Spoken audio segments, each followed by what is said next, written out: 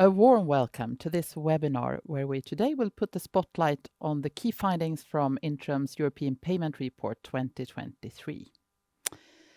We will today provide an overview of how European businesses firstly are impacted by the current economic environment, also how their strategic priorities look for the near future, and finally, specifically, we will look at how companies across multiple industries plan to tackle the increasing late payments. My name is Anna Fall. I'm the Chief Brand and Communications Officer at Intrum. I'll be your moderator today. And if you have any questions during the webinar, please feel free to type them into the chat and send away, and then we'll take some questions at the end. If we get a time limit, we will revert via email to you in written.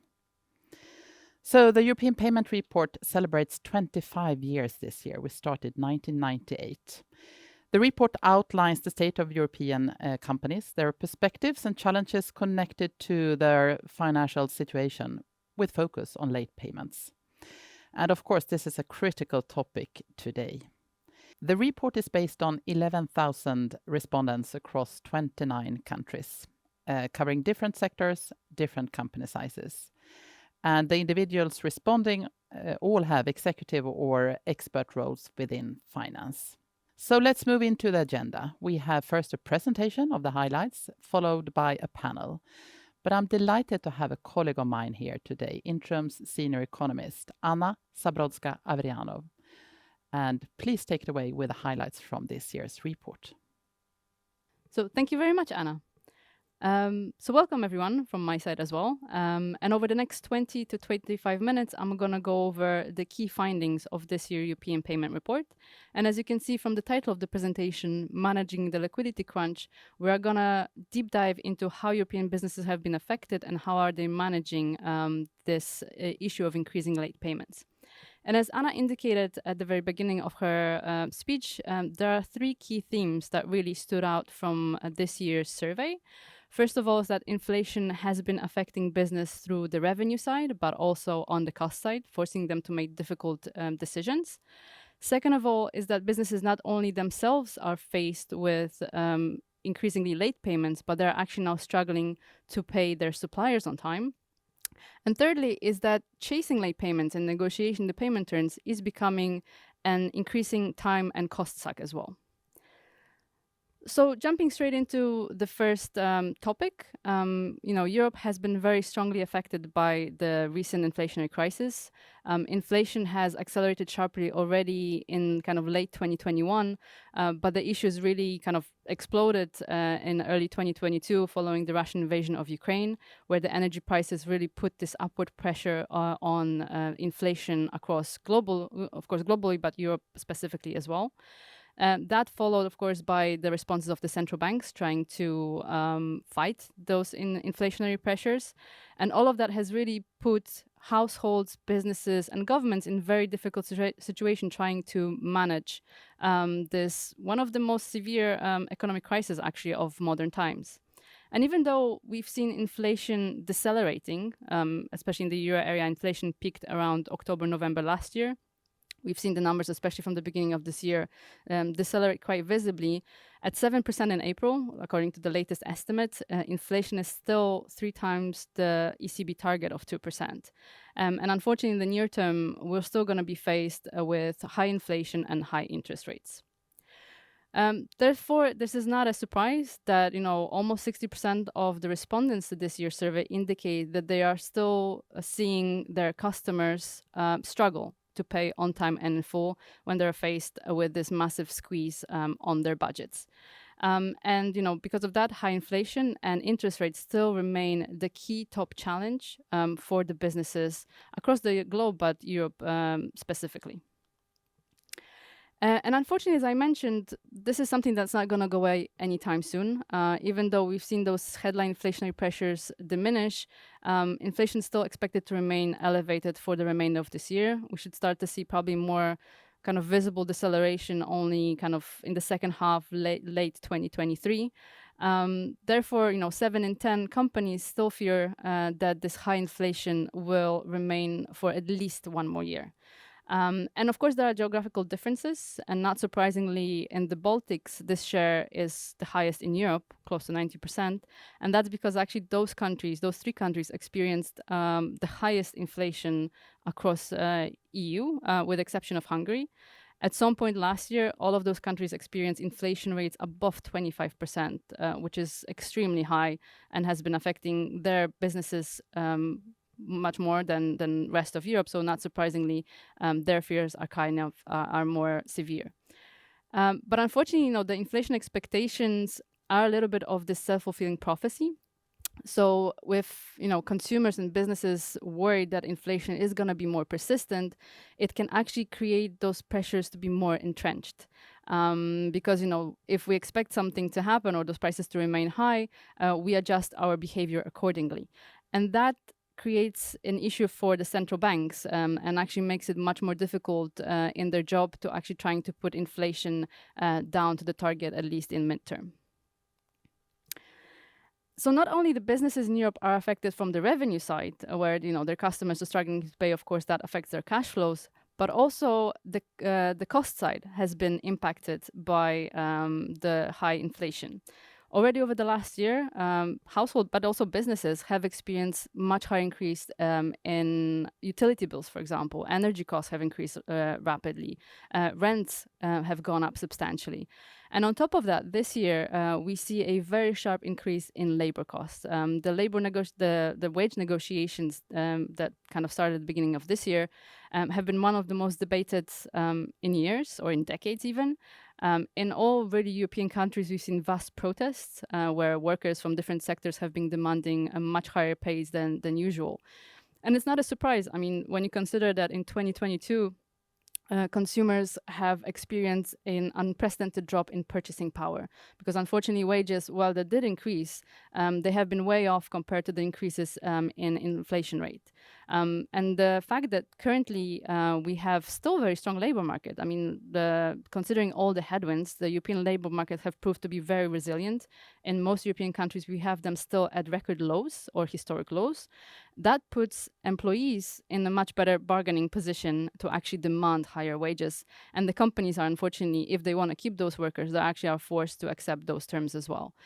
And 8 in 10 companies in our survey said that they already seen their employees ask for higher pay, or they are expected to do so in the near future.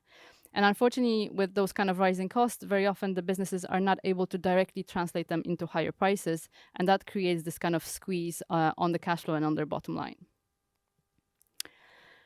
And that creates, difficult decisions to make, right? Because on the one hand, we still have, around half of our respondents saying that they would like to grow their business. But at the same time, we clearly see that, over 70% indicate that with this difficult financial situation, unfortunately, cost cutting is really the top priority for 2023. And that will have implications in the future, because unfortunately, the investments into growth forgone today means that we'll have slower potential growth in the near term as well. So to summarize this first theme of this year's report is that, inflation has been hitting businesses really from both sides. On the one hand, it's the revenues that are being squeezed. On the other hand, is the rising costs, which forces them really to kind of postpone growth and focus really on cost-cutting measures. Thank you, Anna. And just to pop in a question here, with the recent downward trend in inflation, what is the outlook regarding its pressure on revenues, you think, for companies? So unfortunately, as I mentioned, inflationary pressures, even though they are easing, they are still going to remain elevated. And as I said, it's really going to be second half of this year that we will likely see this inflation kind of trend more visibly. But again, it's driven to a large extent by the base effect. So just the fact that last year the prices increased so much, this year they're still going to increase. It's just that, in the reference of the past year, the increase is going to be relatively smaller. But unfortunately, the consumers are still going to be squeezed by high prices, high borrowing costs. So the near-term outlook, unfortunately, means that, likely revenues are still going to be affected by inflation. And on the other side, the cost pressures are still going to be there as well. And that puts us actually into this second theme of the report. It means that when businesses are faced with this difficulty in their cash flows, they are also seeing the longer payment terms. So the customers that are being affected by the high inflation rates, they either, first of all, adjust their behavior, so they buy less of the products or services, or on the other hand, even if they buy something, they actually might require, longer payment terms, or they actually don't pay at all. And as you can see from this chart, especially from 2021, we see this very clear increase in the share of companies that have been asked to accept uncomfortable payment terms. And it's both for large and small and medium-sized enterprises that share has been increasing, but it's especially the large companies that have been asking for more leeway. And this is likely driven by the fact that they have stronger bargaining power since they have bigger market share, even though most likely the SMEs are actually the ones that have been more affected by the crisis, just because they have smaller financial buffers. So at the same time, while businesses, are forced to accept longer payment terms, they themselves then require the longer payment terms to their suppliers. So they ask for extension of those payment terms as well. And we've seen around 4 in 10 this year that admitted that they had asked their suppliers to pay later compared to 2022. But I think on this slide, I would really like to point out that on the opposite side, we also have quite a high share that admitted that this year they asked for less time, or they are less likely to ask for extension. And I think this is a kind of positive development within those difficult overall economic and financial situation, that businesses do allow that this difficult situation force the businesses a little bit into measures that improve their efficiency and cost cutting, for example. I'm going to come back to that in a minute, but firstly, kind of rounding up these issues with paying the suppliers, I would just like to point out that this payment hypocrisy has been increasing as businesses do admit that they're asking their suppliers to pay them longer than they would themselves accept from their customers. And currently that share stands at around 40%, and you can see clear upward trend over the last couple of years. And I think when we dug deeper a little bit into those numbers, what was really interesting is the fact that the businesses that lack code of ethics are actually the ones more likely to pay later. So I think this is something quite important to keep in mind when businesses or governments, or as well kind of EU institutions try to fight with this issue of late payments. But coming back to this more positive development, is that, as I mentioned, the fact that, despite all those headwinds, the companies do admit that thanks to the measures that they've been kind of forced to introduce, they are currently stronger than they were before the downturn. And that, involves, for example, as I mentioned, being more effective, more energy efficient, changing products maybe to kind of tailor to a wider audience. But also probably in their kind of chasing the payment system, or being sure that that they choose customers that are able to pay, or that to pay on time. So I think that is this kind of positive development that we should also keep in mind with all those kind of clouds that are gathering above the European economies. So to sum up, this second theme is that unfortunately the longer payment terms are an increasing concern, and we see it kind of develop gradually and intensify over the last couple of years because of this inflationary crisis. And unfortunately, that means that there is this kind of domino effect onto the supply chain, so that companies are now asking their suppliers also to pay them later than they would accept themselves. Thank you. And so one question on this topic as well then. What would you say is the main risk, or the main risks with longer payment terms? So I think the main risk is this domino effect. So, if your customers pay you later, then, your cash flow is being squeezed, and then you might be forced to pay your supplier later. And that supplier will have to pay their supplier later. And that just kind of goes along the supply chain. But there are also other costs associated with it. You have the opportunity cost, where, you could actually invest into future expansion, but now you don't have that money, you have to pay your supplier on time. Or also that you are forced to pay your employees, for example, later, or you're actually forced to lay off some people just because, you don't have that revenue coming in. And that can then spill over into the broader economy and really affect, kind of the growth and prosperity for not only the business itself, but then wider economy as well. And that actually puts us nicely into the third theme, which means that, this late payments, it's not just the cost of the amount that is owned. It actually it comes with time consumed, either being on negotiating payment terms, and we've seen that is proving to be more and more difficult, but also on kind of the opportunity cost, and I'm going to come back to that one in a minute. But finishing on this negotiating payment terms, we do see that more than half of our respondents said that they are finding it more and more difficult to find the middle ground between them and their customers to actually find kind of the payment term. And what we also find is that the payment times are actually expanding. So the time when the payment was agreed to when the payment actually comes in, that time is unfortunately increasing as well compared to the past years. But I think the number that really stood out from this year's survey is the fact that companies spend on average around 10.5 hours a week chasing late payments. And that adds up to around 74 working days per year.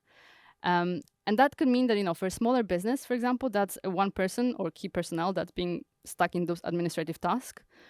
For a big corporation, that could mean that even the whole department is being, forced to chase payments instead of being able to put those resources to a better use to actually, enhance future growth. And it's especially striking once you try to put money value onto that amount of time. And in particular, what we did, we tried to very simply expand it into, multiply it by average hourly labor wage, multiply it by different in the kind of industries, different countries across Europe, and multiply it by around 30 million businesses that are registered currently in the EU. And that really came to a whopping €250 billion. So I'll just let that sink in for a second. But just to give you some reference, that is similar to, for example, a GDP of a country like Finland. So it's really a massive amount of this kind of opportunity cost, and that money could definitely be much better spent on pursuing further growth or sustainability measures. And while, as I was responding to your question about this negative domino effect and this kind of vicious cycle of late payments, the faster payments can actually have positive spillovers, because when payment times are shortened, then the suppliers are paying on time. They can pay their suppliers on time. Then you can expand product offering. As I mentioned, you can focus on the sustainability measures. So all of that creates this positive domino effect. And on the other hand, that can then have those kind of positive ripple effect on the overall business sector, then through that economy as a whole, and then prosperity for all the participants. So this is not surprising that there are kind of more and more initiatives to tackle this issue of late payments, be it in the company itself, a government, but also on the EU-wide arena. And especially the European Late Payment Directive has been definitely increasingly used over the last few years, as we've seen across our respondents. And that, of course, likely reflects the fact that that the late payments are becoming a dire issue right now.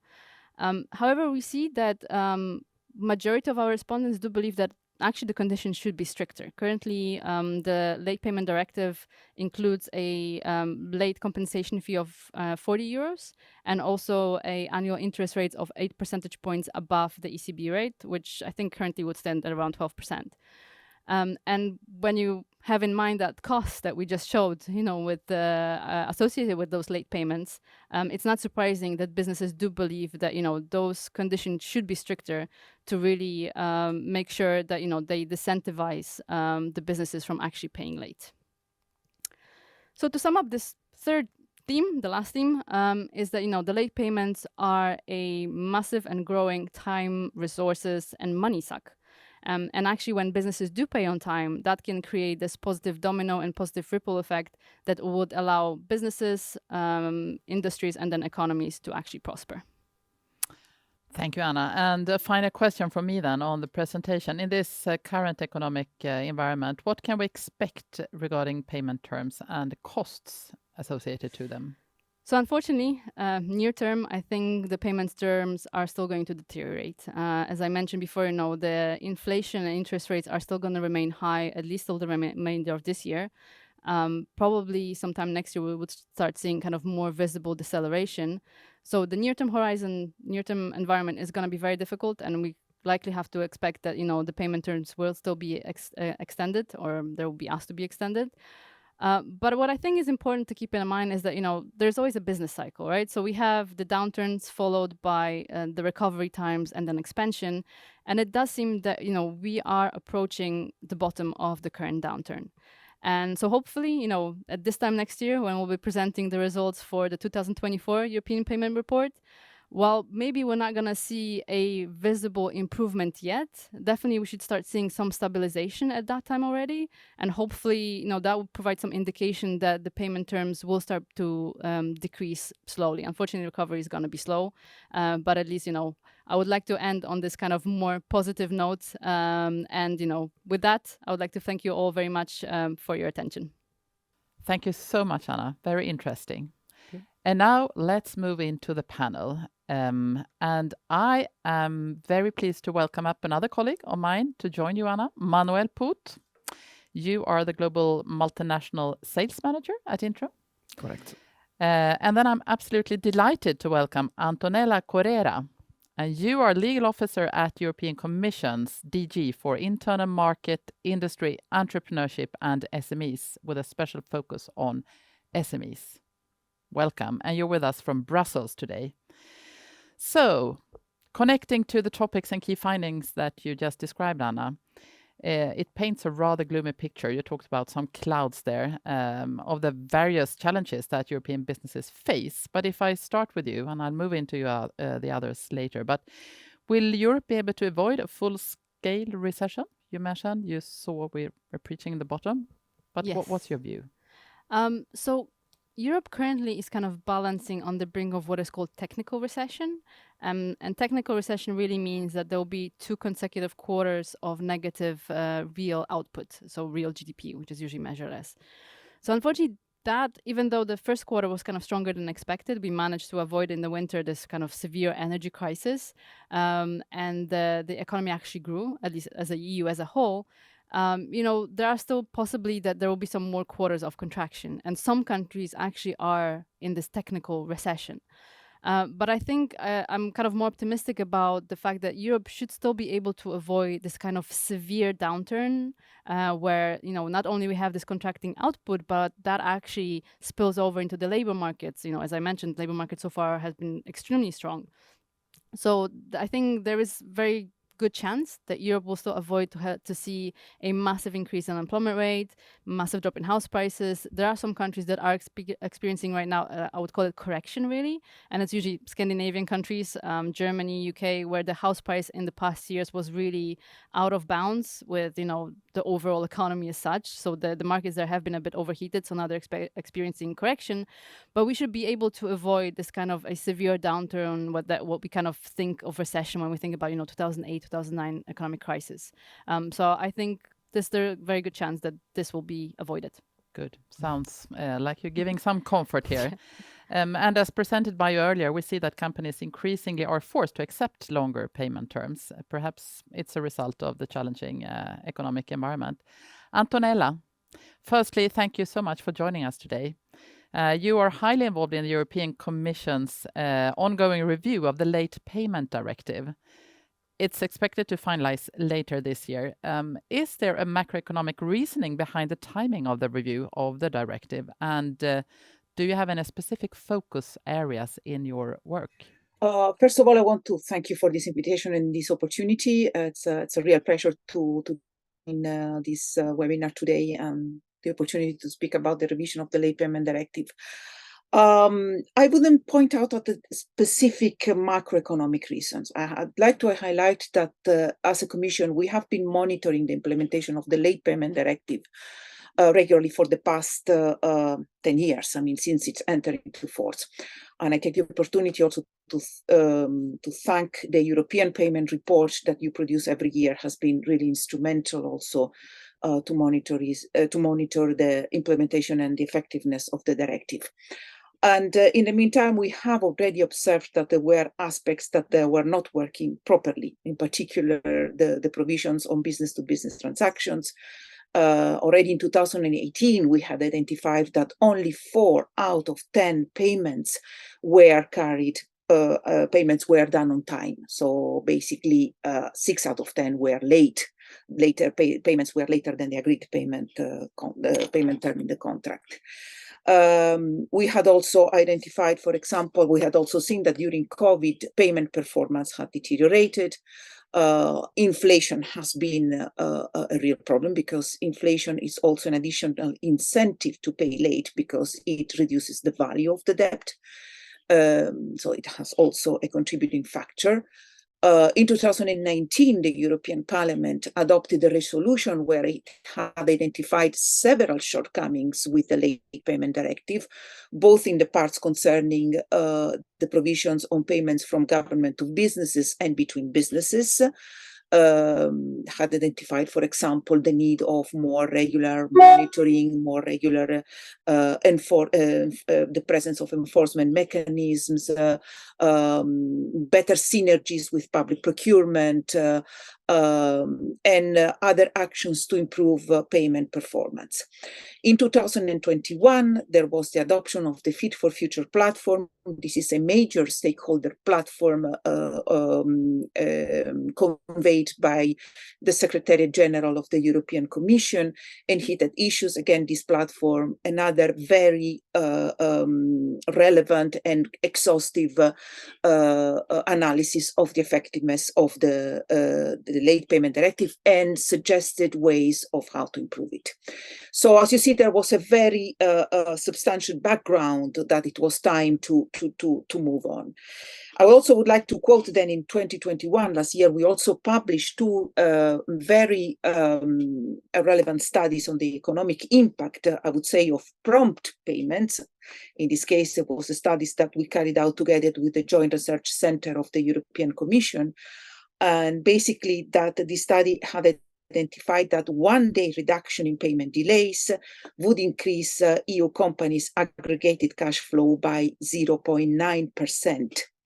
And already we had identified years ago that every day of reduction of payment delays would save at least 158 million in financing costs for businesses. In 2019, we carried out a Eurobarometer survey, so even before COVID times, where we had identified that 70% of companies declared that faster collection of receivables would allow them to pay their own supplies faster. And we had also identified in this Eurobarometer survey that late payments was discouraging businesses to invest more in the digital and green transition. So as you can see, the late payments has effects that span across different aspects. Lately, during the consultations that we carried out for the revision of the Late Payment Directive that was announced by the President of the European Union, Mrs. von der Leyen, in September last year, where she said that 1 out of 4 bankruptcies in Europe are caused by late payment. It was time to revise the directive. At that moment, we started the revision of the Late Payment Directive. And we had identified, for example, that late payments has huge societal impacts. For example, it affects the well-being of companies. It affects their trust and ability to operate in the market. It affects entrepreneurship ambitions. It has impacts even on the provisions of essential goods and community services.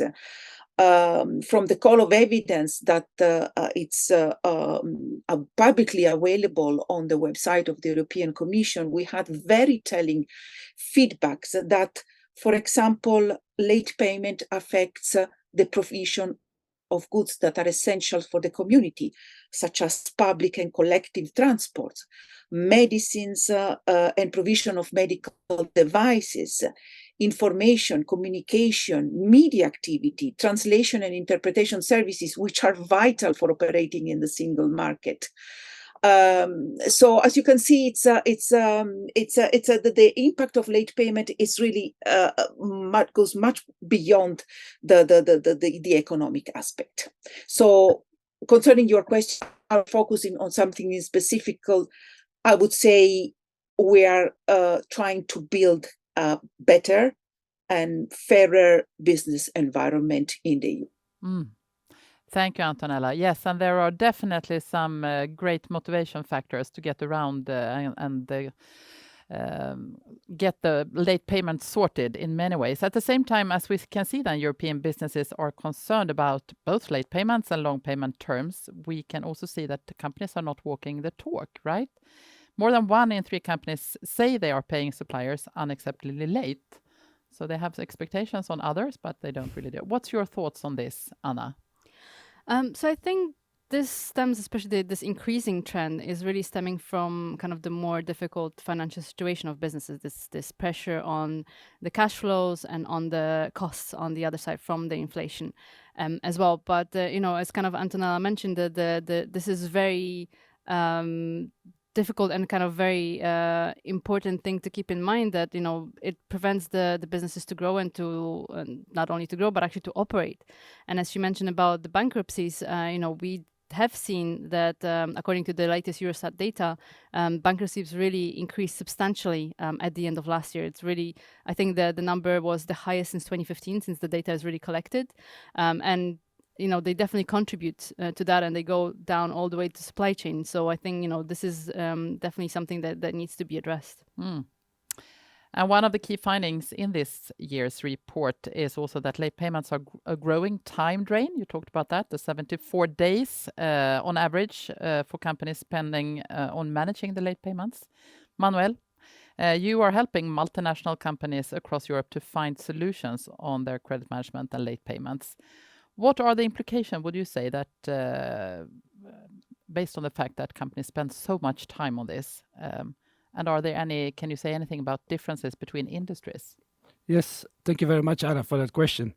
Indeed, within the Intrum organization, I have the privilege to actually work with a lot of multinationals across the European landscape, which actually gives me a broader insight on what is actually going on. And indeed, as also mentioned by Anna and Antonella, the fact that the companies need to spend more time on actually trying to get paid on time actually has a direct impact, as was also mentioned, on, first of all, the obvious one, which is the cash flow, of course. Because they need to spend more time, invest more time and money into actually getting paid. So at the bottom line, it will have a direct effect. But of course, there are also other things which are already also mentioned by the other panel members here as well. The fact that people are spending time on actually trying to be paid on time actually derives companies from other important projects, like, for example, investing in innovation and digitalization, ESS, which actually has also a huge impact, or at least is very important currently. So it actually derives a bit away from that. So I think it is worthwhile actually to try and invest and try to make your credit and collections as efficient as possible. Where I then come down to industries which are impacted. Well, when I look at the European landscape, mainly my main focus now is on buy now, pay later, because you have seen that there's a huge rise within the European landscape for buy now, pay later solutions, and that goes for B2B, B2C, but also for B2B. So that is a huge rise, and those type of organizations actually have longer payments as a base of their business model. So for them, it is very, very crucial to actually very much look at their credit and collection and actually do it as efficient as possible. On the note of longer payment terms, then, the report shows that SMEs stand out among companies that are asking for more leeway in terms of payment terms. Antonella, I turn to you. Is this something that you recognize from your research and work? And what could be the potential drivers behind such a development? It's something that is really a very telling factor of the credit. What the argument we're talking about is credit crunch. Traditionally, small companies have always been better payers. I mean, we have traditionally and historically observed that the largest the company, unfortunately, generally, the worst is the payment behavior. The fact that now small companies are delaying their payments, it's a telling factor of the difficult situations in which they are. So this is another factor that it is time to ensure better conditions that provide better predictability of payments. Because I think for a small company, for an SME, it's important to know that they're going to be paid in the day in which they negotiated and they agreed that they would get paid. Okay, thank you. And this is more of an open question, so it's up for grab. But one could argue that paying suppliers on time and agreeing on reasonable payment terms, that's a sustainability issue. First one, is that true? And I add on another question, and that is larger companies, should they lead by example and set the standards for others to follow? Talking about what you said, Antonella, that smaller often pay earlier.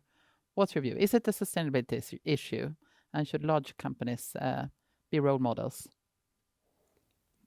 I think there actually is a role model there for larger companies, because I think you should always lead by example. And I definitely agree with the statement that it is part of the sustainability. It should actually, because it has a direct impact on all levels of our society and economy.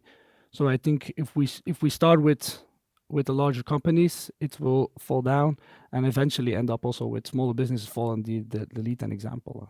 And what's your view, Antonella? Is it a sustainability issue? Is there a connection?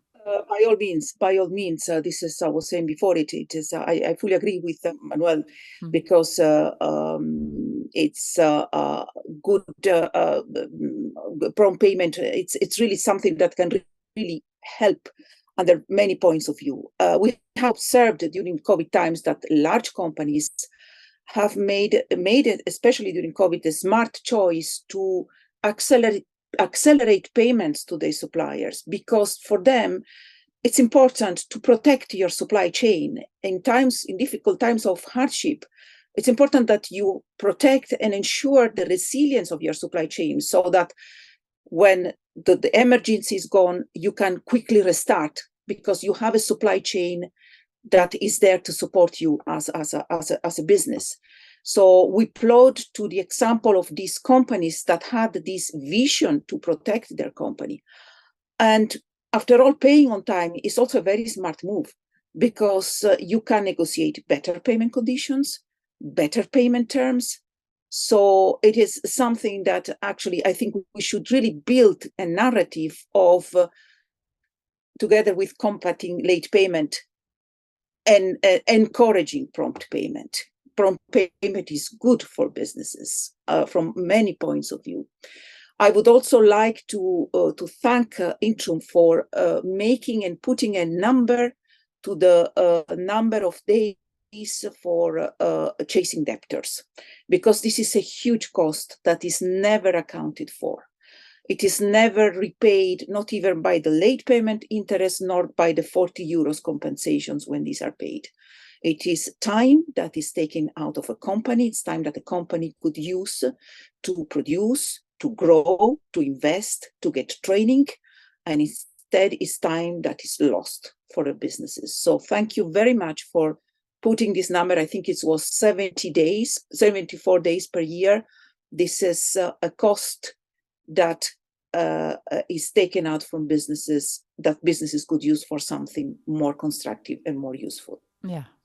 Thank you, Antonella. Anna, a question for you before we move in and check if we have some questions from the audience. A silver lining in the EPR 2023 is that actually every second company believe they are in a stronger position than before the downturn. In what sense have companies become stronger, and what does this imply going forward? What do you think? So I think this kind of difficult financial situation for businesses have forced them to some extent to actually maybe invest into measures of becoming more efficient.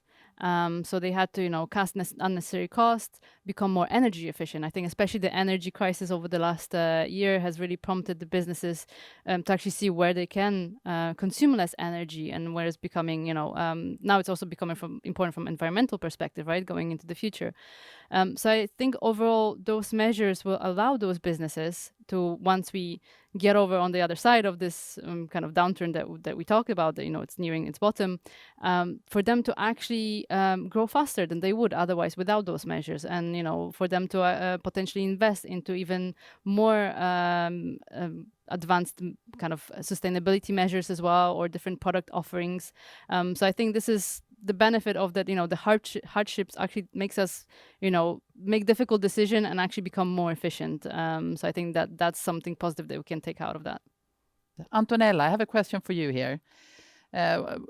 What can we expect in terms of timeline for the ongoing review of late payment directive? When could a proposal for any potential amendments of the directive be announced? What can you say here? The revision of the late payment directive, as you know, has been included in the Commission work program for 2023. It has been earmarked for July, so I think the second or third quarter of 2023. I think it's July, so I can say that we are well on track. So we are respecting the foreseen timeline that is in the Commission work program. So messages then? Announcements, but from our side, the timing indicating in the Commission work program, it's still relevant. Good. So stay tuned for that. And as we're running out of time a little bit now, the rest of the questions will take writtenly and respond to you each individually. And I would like to thank you, the panel, for sharing your insights. It's been really interesting. And as we are getting close to rounding off this session, and based on your experience, Manuel, I'll turn to you. Do you have any advice to share on how to mitigate risks in this new economic landscape? Yeah, absolutely. And what I actually want to do is share a bit of my mantra that I use when actually working with multinationals when talking about their credit and collection strategies. So the first thing I actually say to them is we need to establish a clear and consistent communication channel. Because within this digital environment currently, we get inputs from everywhere. So it's very, very important to bring a clear and defined message towards your customers. So they actually know what they're getting, but also what they are suspected to do as to make the payments. So then secondly, what I also get advice is that you need to have a consistent process in place, but also be flexible and understanding towards your customers. Because as also mentioned in this webinar, the economy is struggling. So your customers might be struggling with stuff. And I think if you try and negotiate with them, but also be understanding for the situation where they are currently in, you can actually negotiate also better payment plans and actually come to a solution which works for both parties. And then as a third advice, actually me being from Intrum, of course, considering outsourcing. If you see within your organization that in some part you're struggling, or you can use some additional hands, you can actually use some expertise. Don't be afraid to reach out to whatever party is out there that can actually support you in that. Because I think it's very, very important to be as efficient as possible, certainly be given this economic environment. And within that, it is important to team up with the best and actually make sure you have a very efficient way of working. Super. That was a good way to end this webinar. So thank you so much for joining, Manuel, Anna, and Antonella in Brussels.